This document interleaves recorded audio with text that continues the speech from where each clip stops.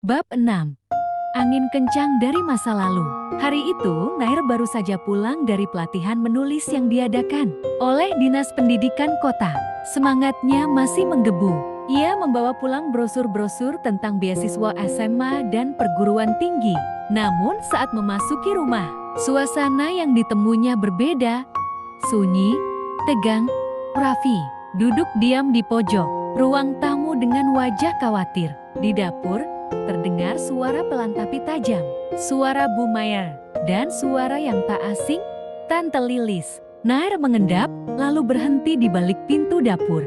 Jadi kamu pikir, kamu bisa bangga hanya dengan anakmu juara lomba? Suara Tante Lilis terdengar nyinyir. Kamu lupa siapa kamu dulu, Mir. Saya nggak pernah lupakan masa lalu, Mbak. Tapi saya juga nggak akan biarkan masa lalu jadi tali yang menjerat anak-anak saya. Kamu pura-pura kuat, tapi kamu lari dari kenyataan. Kamu lupa kenapa keluarga besar kita menjauh? Hening sesaat, lalu Bu Mayer menjawab. Suaranya pelan tapi jelas. Saya nggak lupa, Mbak. Saya ingat betul siapa yang menjodohkan saya dengan lelaki yang sudah punya istri di kota lain. Saya ingat, saya dinikahkan diam-diam demi menutupi aib keluarga. Nair membeku. Kamu pikir saya nggak tahu? Lanjut Bu Mayer. Saya tahu ayah Nair dulu hanya dijadikan solusi instan. Tapi saya juga tahu, walaupun awalnya terpaksa, saya mencintainya. Dan dia mencintai saya dan anak-anak kami sepenuh hati, sampai akhir hayatnya. Tante Lilis terdiam. Napasnya terdengar berat. Jangan pernah ragukan perjuangan saya. Apalagi anak-anak saya, ucap Bu Mayer dengan suara bergetar. Kamu bisa hina saya sepuasmu, tapi jangan ganggu anak-anakku. Langkah kaki terdengar pergi, pintu depan dibanting pelan. Nair berdiri diam, pikirannya penuh. Ia baru tahu, ayah dan ibu dulu dijodohkan secara diam-diam. Ia tak tahu semua itu dulu. Malam itu, Nair duduk di beranda bersama Bu Mayer.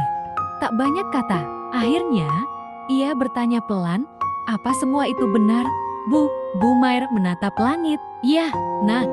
Ibu tak pernah ceritakan karena ibu tak ingin kamu tumbuh dengan amarah. Ayah tahu semua, tahu. Dan justru ayahmu yang paling menghormati ibu, dia tak pernah anggap ibu sebagai beban. Dia bilang, kita memang bukan pasangan yang direncanakan, tapi kita ditakdirkan untuk saling menyembuhkan. Air mata mengalir di pipi Nair. Ia merasa seperti sedang mengenal ulang kedua orang tuanya. Keesokan harinya, Pak De Arman datang. Ia membawa surat, kakak iparmu, Mas Arif, ingin bertemu Nair dan Bu Mayer, katanya pelan. Dulu dia menentang pernikahan itu, tapi sekarang dia minta maaf, katanya. Dia salah menilai. Bu Mayer terdiam, lalu mengangguk. Baik, kami akan temui dia. Tapi bukan untuk minta maaf, hanya untuk menyudahi yang belum selesai. Pertemuan itu diadakan di sebuah rumah tua milik keluarga ayah.